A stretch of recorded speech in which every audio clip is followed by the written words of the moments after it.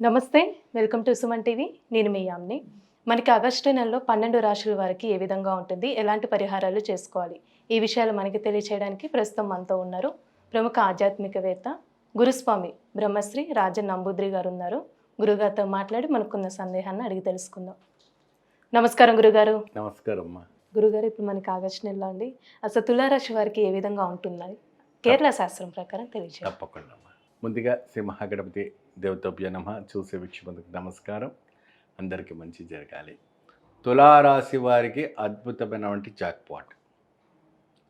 ఎట్లా జాక్పాట్ అంటే తిరుగు చూడలేని అదృష్టం, గజయోగం, రాజయోగం, మహాయోగం పట్టబోతుంది. మహా అదృష్టం పట్టబోతుంది. ఎప్పుడంటే ఇటు కొందరు ఏం చెప్తున్నారంటే కొన్ని రకాలమైనటువంటి గ్రహాల వల్ల కొద్దిగా నష్టపోతున్నారు, ఎక్కువ ఖర్చు అయిపోతుంది, అదవుతుంది ఇదవుతుంది. కానీ అకస్మాత్తుగా ధన ప్రాప్తి కలగడానికి ఛాన్సెస్ ఈ శ్రావణ మాసంలో మీకు కనపడుతుంది.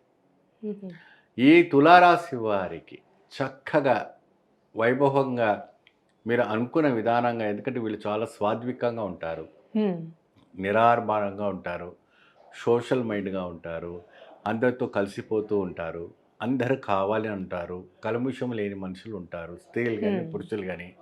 ప్రతిదినం అందరినీ ఒక మనవాళ్ళని నమ్మి ముందు అడుగు పెట్టేవంటి ఒక అద్భుతమైనటువంటి ఒక ఆలోచనతో పోతుంటున్న వాళ్ళు తులారాశి వాళ్ళు. ఈ తులారాశి వారికి అంటే ప్రత్యేకమైన డిక్షనరీయే ఉంది.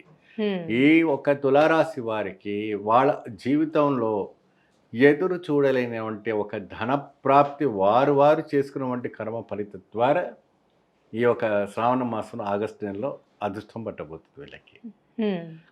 వీరు ఆ అదృష్టాన్ని ఇంకా మెరుగు పెట్టుకోవాలి, ఇంకా మహా ఫలితం రావాలి, ఇంకా అద్భుతంగా జరగాలంటే ఈ అమ్మవారిని పూజ చేస్తే ఇంకా చాలా చక్కని ఫలితం లభిస్తుంది. అంటే అమ్మవారండి ముఖ్యంగా మనము పసుపు ముద్దని ఎక్కువగా మనము గౌరవిస్తాం. పసుపు ముద్ద అంటే ఏంటంటే గౌరీదేవి, లక్ష్మీదేవిగా అనిపిస్తాం. పసుపు దేవుని వచ్చేసి చక్కగా ప్రతి శుక్రవారం రోజున స్త్రీలు గౌరవని పసుపు రూపంగా మనం భావించి అందులో లక్ష్మీదేవిని ఆహ్వానం చేసుకొని అమ్మవారికి శ్వేతకమలంతో పూజ చేయాలి. తామర పువ్వు లేని పక్షాన మగవాళ్ళు కానీ ఇంకా అంటే కుటుంబ సభ్యులు ఏంటంటే కొంతమంది లోహాతో సంబంధించిన వెండి విగ్రహాలు పెడుతుంటారు. కొంతమంది వివరం తెలియదు, ఏదో విగ్రహాలు పెట్టేస్తుంటారు. వివరం తెలియని విగ్రహాలు పెట్టుకొని పూజ చేస్తే ఫలితం లభించదు. వివరం ఉన్నదే కావాలా, దాంట్లో ఒక అర్థం ఉండాలి, దాంట్లో ఒక తంత్రశక్తి, ఒక మంత్రశక్తి, ఒక దైవిక్య శక్తి అవన్నీ ఉంటేనే ఆ విగ్రహంలో జీవం అనేది నడమాడుతుంది. అంటే ఇంట్లో అవన్నీ ఉంటుందంటే ఉంటేనే మీరు ఆ ఒక సుఖాన్ని పొందగలుగుతారు.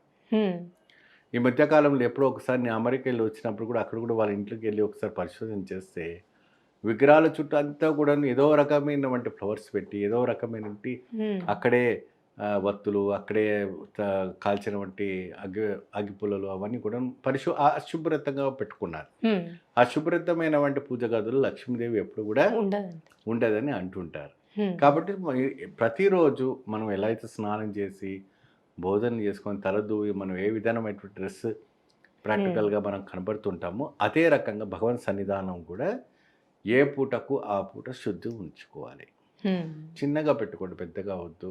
మన హిందూ సనాతన ధర్మం చాలా విశాలమైనటువంటిది, చాలా అద్భుతమైనటువంటి. తులారాశి వారు లక్ష్మీదేవి అమ్మవారిని చక్కగా కమలాలతో మీరు పూజ చేయండి. కమలాలతో పూజ చేసిన తర్వాత అద్భుతమైనటువంటి అష్టయోగము, అంటే అష్టయోగం అంటే గజయోగము, సాధారణమైన యోగం కాదు, మహాగజయోగం, బ్రహ్మాండమైన తిరుగులేని గజయోగము వాళ్ళకి శ్రావణ మాసంలో పట్టబోతుంది. అంటే ప్రత్యేకమైన దీపం అంటుందండి అమ్మవారికి సంబంధించి. వీరు ప్రత్యేకంగా ఆవు నెయ్యి దీపం ఉంటుంది కదమ్మా, దాంతో పెట్టి వీళ్ళు దీపార్థన చేస్తే మంచి ఫలితం లభిస్తుంది. ఆవు నెయ్యితో ప్రేమిందతో చేయటం వల్ల పెట్టాలి. అమ్మవారికి జామకాయని నైవేద్యం పెట్టండి. జామపండు అంటే మనకు పసుపు రంగులో ఉంటుంది కదమ్మా, ఆ పండు గట్టిది కాకుండా పండు రకమైనటువంటిది పెట్టండి. పిల్లలు తినే విధానంగా, పెద్దవాళ్ళు తినే విధానంగా మెత్తగా ఉన్నటువంటి పదార్థాలు పెడితే చాలా అమ్మవారికి చాలా కుదురుగా బాగుంటుంది. అంటే ఇప్పుడు ఆగస్టు నెలలో అండి తులారాశి వారికి ఏమైనా వివాహ విషయానికి వస్తే ఏ విధంగా ఉంటుంది? వీళ్ళకి అన్నిటి కూడా శుభం కల్పిస్తుంది.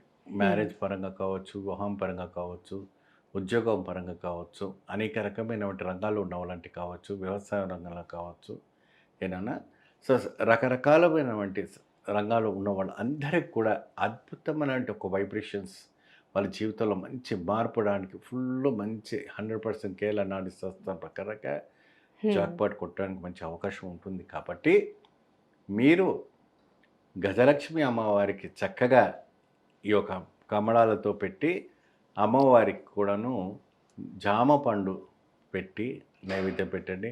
కొంతమంది అంటే తమిళనాడు, కేరళ సైడ్లో ఏం చేస్తారంటే జామ పండు ముక్కలు, అరటిపండు ముక్కలు, ఖర్జూర పండు కోసి దాంట్లో తేనె, నెయ్యి కలిపి పంచదార కల్కండ అంటారు కదా, మిశ్రి కలిపి అమ్మవారికి నైవేద్యం పెడుతుంటారు. మరి ఇక్కడ ఆచారం ప్రకారం ఎలా ఉంటుంది అంటే మామూలుగా జామ పండు పెడితే జామ పండు పెట్టేసుకోవచ్చు, లేదంటే ఈ రకంగా పెట్టాలన్నా ఈ రకంగా పెట్టుకోవచ్చు. ఆవిడకి ఏంటంటే మధు అనేది చాలా ఇష్టమైన వంటిది. మధు అంటే ఏంటంటే తేనె మత్తు. ఆవిడ గారికి ఆ తేనె తాగుతుంటే అనంతమైన వంటి ఒక సంపదను ఇచ్చేవంటి ఒక యోగదాయకం లక్ష్మీదేవికి ఒకటికే ఉంటుంది. కాబట్టి ఆ ఒక స్పెషల్గా చేస్తారు. ఈ రకంగా చేయండి. ఈ అమ్మవారికి దీపారాధన ఆవు నెయ్యితో చక్కగా దీపారాధన చేసుకోండి. మంచిగా వెండి ప్రమిద ఉంటే వెండి ప్రమిద, బంగారు ప్రమిద మన దగ్గర ఏది ఉంటే అది, బంగారు ప్రమిద అయితే బంగారం, మట్టిది అయితే మట్టిది, ఏమండి ఏదైనా పర్వాలేదు. మంచి పరిహారం తెలియజేశారండి. ధన్యవాదాలు. నమస్తే.